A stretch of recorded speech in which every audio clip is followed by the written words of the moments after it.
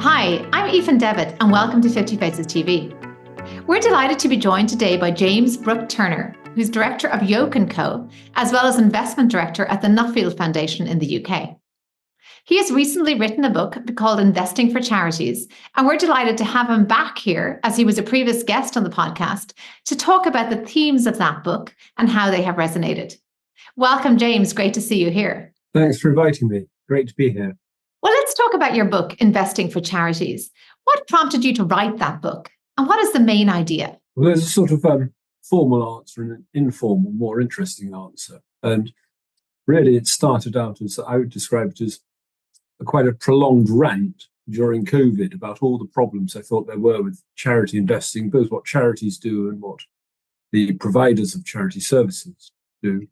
And that then developed into another rant. And before you knew it, I had a whole series of rants. So I decided to pull them all together into a book. So it's organized. It's really because, I've worked in this field for 40 years or something. It's really because I think charities are completely different investors to other people. Yet they're served as though they're no different at all. They're served like their pension funds, where they've got fixed liabilities, and they don't have fixed liabilities. And it's just a completely different world. So, and the other, well, here's something.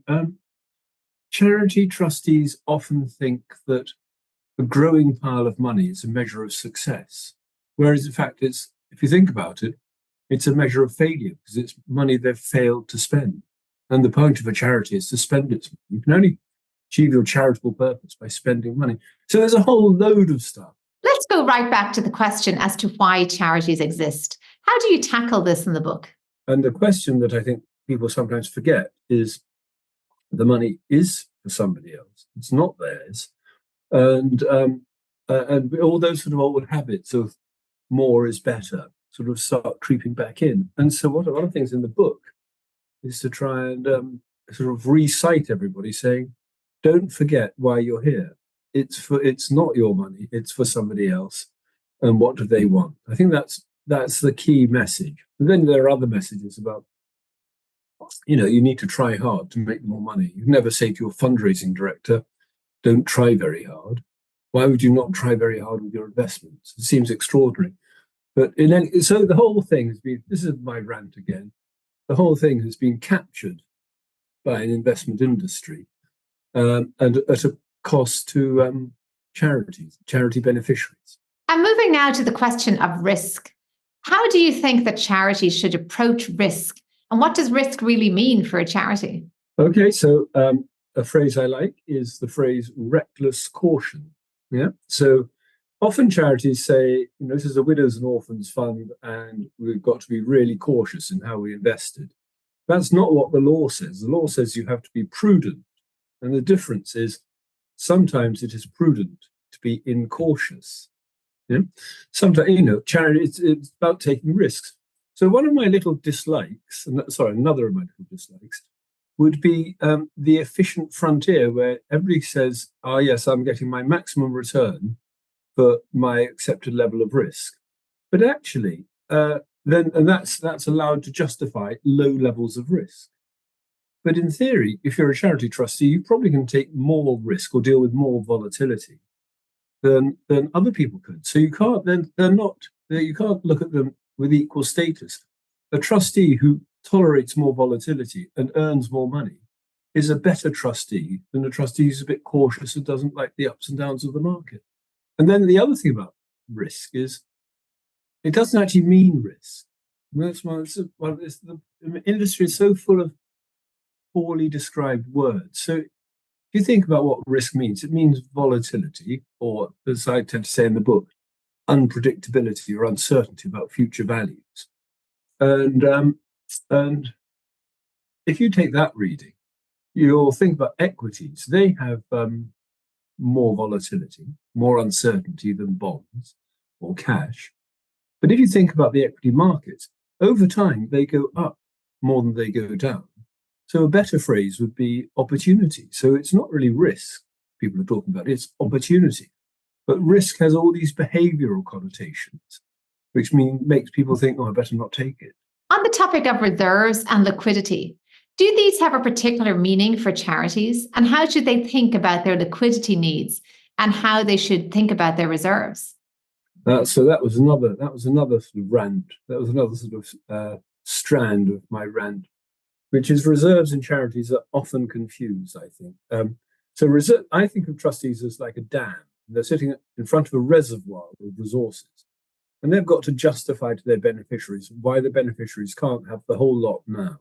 Yeah, and there are good reasons why they can't have them. But that's what their function. Their function is like a dam, and so they have to account for that, and that's an accountability function. So somebody gives you a gift, you don't spend it all, and you account for what's left. So that's a backward-looking measure, which is why it goes in your accounts. It's about accountability.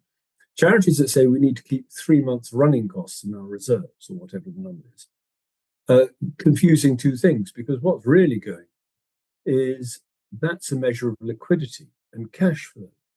And that's an investment question because it's a forward-looking question. So charity reserves get very muddled between what's backward-looking, accountability, and what's forward-looking, liquidity planning.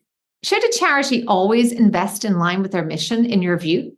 This area has grown enormously. And I sort of think pension funds in some ways have been better at this than charities. But charities are catching up. And giving away money, investing responsibly, they're all different tools in a toolbox. So sometimes you might want to buy a property for somebody, so they can distribute food from it, for example.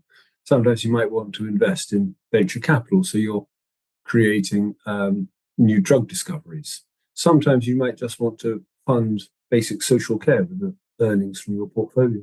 So I think there are just different tools. I think what you have to be careful of is that you